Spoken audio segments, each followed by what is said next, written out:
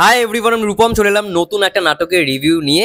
এই ভিডিওটা আমরা কথা বলতে এসছি জালিয়াত নাটকটা নিয়ে। নাটকটা ডিরেক্ট করেছে মীর আরমান হোসেন। তো কেমন লাগলো এই পার্টিকুলার ড্রামাটা? আমি গতকাল রাত্রেই নাটকটা দেখি। দেখো, জোবানের যে কটা নাটক এসছে প্রত্যেকটা নাটকই দেখার চেষ্টা করছি, এবং এই নাটকটার পোস্টারটা সামথিং ডিফারেন্ট আমার লেগেছিল। জালিয়াত নাটকের নাম শুনেই বুঝতে পারছো একটা জালি তো ব্যাপার রয়েছে, বাট সেটা কিসের ওপর সেটা জানার জন্য অবশ্যই তোমাদের নাটকটা দেখতে হবে।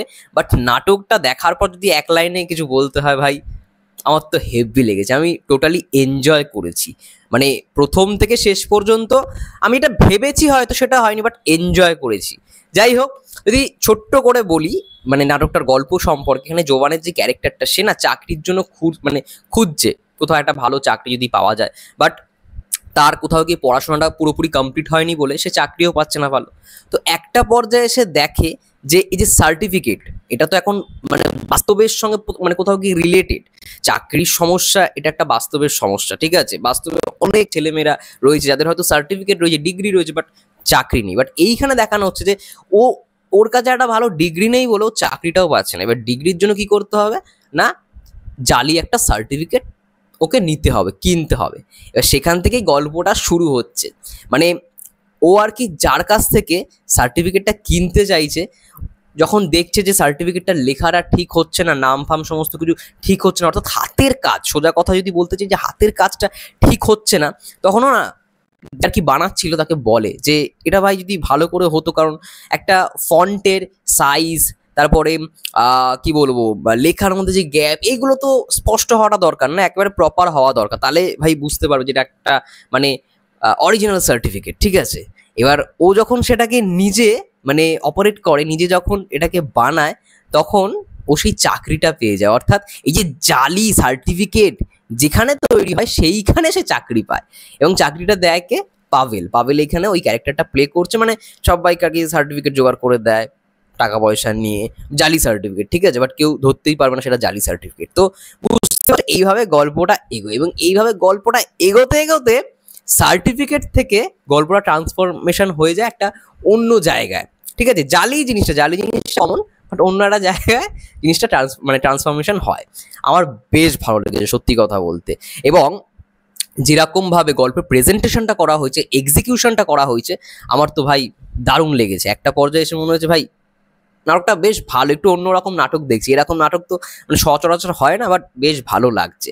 এবং এখানে কিয়া পায়েলের ক্যারেক্টারটাও বেশ ভালো লাগলো। জোয়ানের ক্যারেক্টারটা তো ফার অবশ্যই মানে সব থেকে বেটার আমার কোথাও গিয়ে মনে হয়। বাট এইখানে আরও একজনের তোমরা এন্ট্রি দেখতে পারো, সেটা হচ্ছে ক্যামিও চরিত্রে শ্যামল মহলা। আমি তো মানে এক্সপেক্টই করিনি, আমি জানি না সে এই নাটকটার মধ্যে রয়েছে। ইভেন আমি যতগুলো পোস্টার দেখেছি বা এই নাটকটার আমি টিজার ট্রেলারও কিছুই দেখিনি, তখন আমি জানতাম না যে শ্যামল মহলা এই নাটকটার মধ্যে রয়েছে। আর শ্যামল মহলাকে অনেকদিন পরে একটা নাটকে দেখলাম। সে কিন্তু এখন রিসেন্ট টাইমে যে খুব নাটক করছে এমনটা নয়, ওটিটির অনেক কাজ করছে।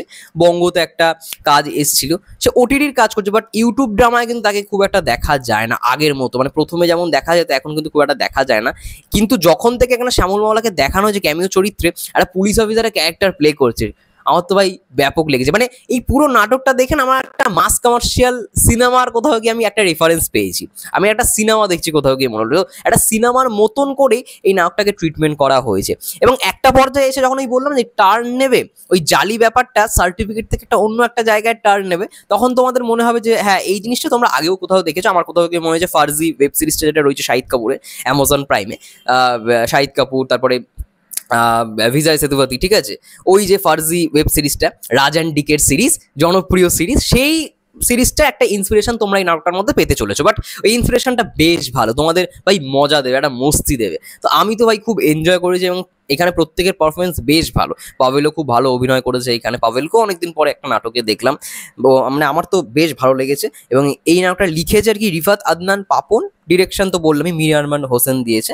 এবং তার সঙ্গে সঙ্গে মানে মুখ্য চরিত্রে আমরা ফারহান আহমেদ, জোবান, কেয়া পায়েল, সাইদুর রহমান পায়েল, শ্যামল মহলাকে আমরা দেখতে পাচ্ছি। বাট এখানে বলে রাখি এই নাটকটা পুরোপুরি কিন্তু এইখানেই শেষ নয়, এখানে কিন্তু একদম শেষে দিয়ে দেওয়া হয়েছে টু বি কন্টিনিউড। তো পার্ট 2 এর জন্য অবশ্যই আমি মুখিয়ে রয়েছি। আমার তো বেশ ভালো লেগেছে ভাই, আমি এনজয় করেছি। আমি একটা মাস কমার্শিয়াল সিনেমা যেরকম যেই ফিলটা পাই, ঠিক আছে, যেই অ্যাপ্রোচটা সেই সমস্ত সিনেমার ক্ষেত্রে দেওয়া হয়, যে ইনপুটগুলো সেখানে দেওয়া হয়, আমি প্রত্যেকটা জিনিসই কিন্তু এই নাটকটার ক্ষেত্রে পেয়েছি। এটা সব থেকে বড় প্লাস পয়েন্ট। এবং এক্সিকিউশন ওয়াইজ নাটকটা খুব সুন্দরভাবে সাজানো হয়েছে, ভালো রকমভাবে একটা ড্রামা তৈরি করা হয়েছে।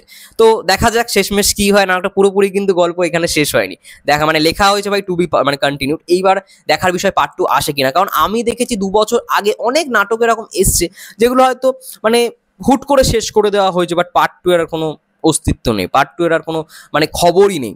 আমার একটা মনে আছে, একটা নাটক দেখেছিলাম 2022 সালেই, আই থিঙ্ক 22 না 23 সালেই দেখেছিলাম, তৌসিফ মাহবুব এবং তার সঙ্গে সঙ্গে তটিনী। খুব ডার্ক একটা নাটক ছিল, ঠিক আছে, ডার্ক থ্রিলার একটা নাটক। নাটকটার নাম আমি এই মুহূর্তে মনে করতে পারছি না। যাই হোক, আমি শুনেছিলাম সেই নাটকটার নাকি পার্ট 2 আসবে, বাট আজ 2 বছর হয়ে গেল, নাটকটার কিন্তু কোনো খবরই নেই, মানে পার্ট 2 এর কোনো খবরই নেই। নাটকটা এমন জায়গায় শেষ করা হয়েছিল যে ভাই একটা আলাদাই মানে তুমি সাসপেন্স, একটা থ্রিল উপভোগ করবে। তো এরকম অনেক নাটক রয়েছে, ঠিক আছে, মানে পার্ট 1 হুট করে শেষ করে দেওয়া হয়, দিয়ে বলা হয় পার্ট 2 আসবে, তারপরে আর আসে না। এটাই আর কি আফসোস। বাট এই নাটকটা আমার তো বেশ ভালো লেগেছে, খুব আমি এনজয় করেছি। এবং জালিয়াত কেন বলা হচ্ছে, নাটকটা দেখলে আরও স্পষ্টভাবে তোমরা উপভোগ করবে। কেয়া পায়েল, ফারহান আহমেদ জোয়ান দারুণ পারফরমেন্স দিয়েছে, তার সঙ্গে সঙ্গে পাভেলও ভালো পারফরমেন্স দিয়েছে। বাকি ওভারঅল আমার যে কটা ক্যারেক্টার আমি দেখলাম, ইনক্লুডিং শ্যামল মলা, দারুণ পারফরমেন্স তাকে লেগেছে। এবং শ্যামল মলাকে এতদিন পর একটু অন্য একটা ক্যারেক্টারে দেখতে পেলাম ভাই, একটা আলাদাই ভাই, মানে কি বলবো, ক্যারেক্টারটার একটা মানে কি বলবো অরা রয়েছে। এই হয় না মানে অনেক পুলিশ অফিসারের ক্যারেক্টারগুলো ভাই, মানে যাকে পারবো ভাই ঠুকে দেবো, মানে যাকে পারবো মানে কি আমার যাকে ইচ্ছা হবে, ঠিক আছে, তো সেরকম একটা ক্যারেক্টার আমরা দেখতে পাচ্ছি। তো যাই হোক, পরবর্তীতে আমরা হয়তো যদি পার্ট 2 আসে, ফারহান আহমেদ জোয়ান এবং শ্যামল মওলার একটা ফেস অফ দেখলেও দেখতে পারি যদি পার্ট 2 আসে, বাট আমি জানি না আসবে কি আসবে না। যাই হোক, যেরকম পর্যায়ে শেষ করা হয়েছে আমার তো বেশ ভালো লেগেছে। তো দেখা যাক, তোমরা যারা যারা দেখেছো, আমি দেখলাম গতকাল কমেন্টও অনেকে লিখেছে যে ফারহান আহমেদ জোয়ানের অলরেডি নাটকটা এসে জালিয়া, তোমরা মানে তুমি দেখো। আমি বললাম অলরেডি আমার দেখা হয়ে গেছে, আমি আগামীকাল রিভিউটা দেবো। যাই হোক, খুব ভালো লাগলো, অনেকে দেখে ফেলেছে। তো যারা যারা দেখোনি অবশ্যই কিন্তু দেখো, এই নাটকটা বেশ ভালো লাগবে তোমাদের। যাই হোক, তোমাদের কি মন্তব্য অবশ্যই কমেন্ট করে জানাও। ততক্ষণ যেন সে ভালো থেকো, সুস্থ থেকো, টেক কেয়ার, দেখা হচ্ছে অন্য নাটকের রিভিউতে।